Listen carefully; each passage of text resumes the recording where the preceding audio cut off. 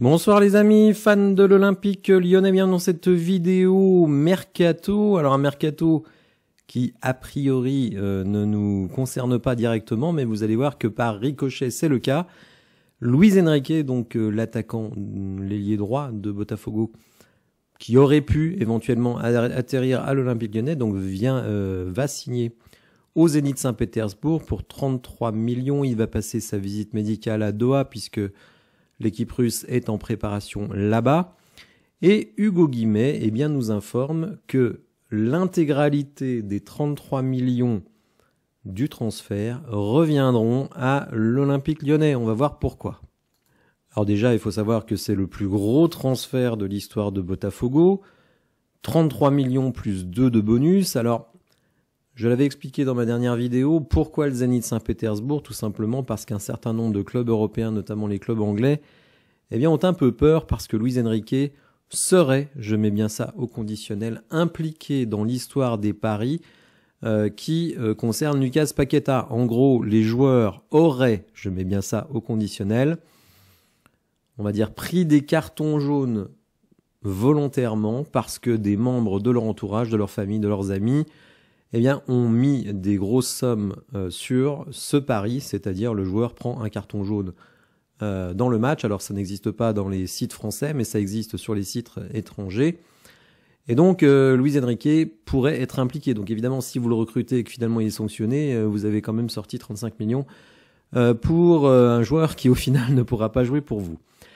Alors du coup, le transfert de Nuama finalement ne devrait pas se faire puisque il était prévu que Luis Enrique arrive donc pour remplacer Nuama, mais évidemment, si Luis Enrique n'arrive pas, Nuama devrait être conservé. Là aussi, je mets le conditionnel parce que pour l'instant, les offres qui ont fuité étaient aux alentours de 20 millions, mais si quelqu'un arrive, vous met 25 plus 3-4 de bonus, ça paraît difficile de refuser. Bon, il ne faut pas non plus trop s'affaiblir, mais bon, en même temps, est-ce que Nuama améliore vraiment l'équipe? Je laisse chacun juge de cela. Alors, quoi qu'il en soit, le montant du transfert rentrait dans les poches d'Eagle Football Holding, mais Hugo Guimet nous dit que la somme collectée devrait revenir intégralement à l'Olympique Lyonnais qui a besoin de refaire sa trésorerie pour sortir des contraintes de la DNCG. Les fameux 175 millions, on en est désormais très proche et qui détient les droits sportifs de Luis Enrique. Donc si vous aviez des doutes pour savoir qui a payé le transfert de 16 millions plus 4 de bonus de Luis Enrique vers Botafogo, maintenant on a évidemment la réponse. Donc évidemment, comme on ne peut pas recruter, si ce n'est des prêts gratuits, on peut penser que Nuama va rester, mais là encore, ce n'est pas sûr du tout. Bon, en tout cas, c'est une bonne nouvelle pour l'OL, vous le savez. L'info a fuité dans l'équipe depuis le mois de novembre, mi-novembre, passage devant la DNCG. Il manquait 175 millions. On s'en rapproche petit à petit, puisque désormais, si l'on rapporte cette somme aux ventes d'ores et déjà de l'Olympique Lyonnais, on arrive à plus de 60 millions. Je rappelle que John Textor a apporté 100 millions en cash. Si vous rajoutez la vente de l'académie qui n'est pas encore faite, on est aux alentours de 20 millions, donc on est quand même très proche, puisque là on arriverait à 180 millions.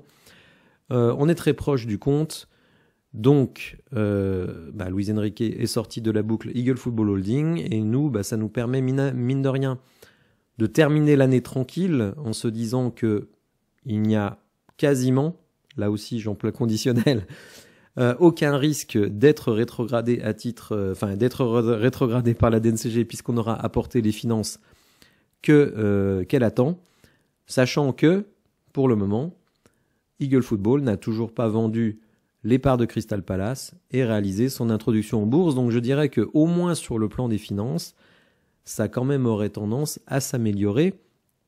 Vous l'avez peut-être vu sur les réseaux. On nous dit du côté de l'équipe que Corentin Tolisso a eu des touches avec Al-Shabaab, que Tolisso demandait trop d'argent. Mais en tout cas, ce que je retiens, c'est qu'il n'a pas dit non. Il a dit qu'il voulait un très gros salaire, sans doute une prime de signature, un truc comme ça. Qu'Al-Shabaab a trouvé que c'était trop élevé, mais il n'a pas, on va dire, repoussé l'idée d'un revers de la main. Donc, Du côté de l'équipe, et notamment de Loïc Tanzi, on nous dit que finalement, Tolisso pourrait se laisser convaincre l'été prochain. Alors vous savez que Matic, lui aussi, serait éventuellement partant. Rendez-vous compte, les amis, quand même, des économies extraordinaires de salaire qu'on va faire à partir du mois de juillet, puisque départ certain de Lacazette puisque fin de contrat, départ de Tagliafico puisque fin de contrat, départ peut-être de Tolisso, de Matic, de Ryan Cherki, Cacré qui est déjà parti, Lovren qui est déjà parti, ainsi que Maxence Cacré, évidemment, ça change beaucoup de choses. Ça change beaucoup de choses. J'attends bien entendu la publication du bilan de mi-saison ou de mi-année au mois de février pour vraiment vous donner une perspective assez claire sur la saison prochaine. Est-ce qu'on a encore des risques d'être bloqué par la DNCG l'été prochain? Moi, ce que je vois me laisse à penser que non.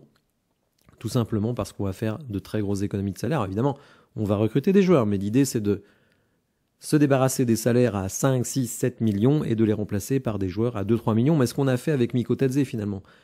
Lacazette part alors que c'est un salaire de 6 à 7 millions. Miko Tadze arrive, il est aux alentours de 3 millions. Donc évidemment, tout cela, ça impacte fortement et positivement votre masse salariale. Et sur le plan sportif, vous n'êtes pas perdant. N'hésitez pas les amis à me dire ce que vous pensez dans les commentaires. Si vous avez apprécié la vidéo, n'hésitez pas à liker, à vous abonner à la chaîne, à activer les notifications et je vous dis à bientôt pour de nouvelles infos. Merci, au revoir.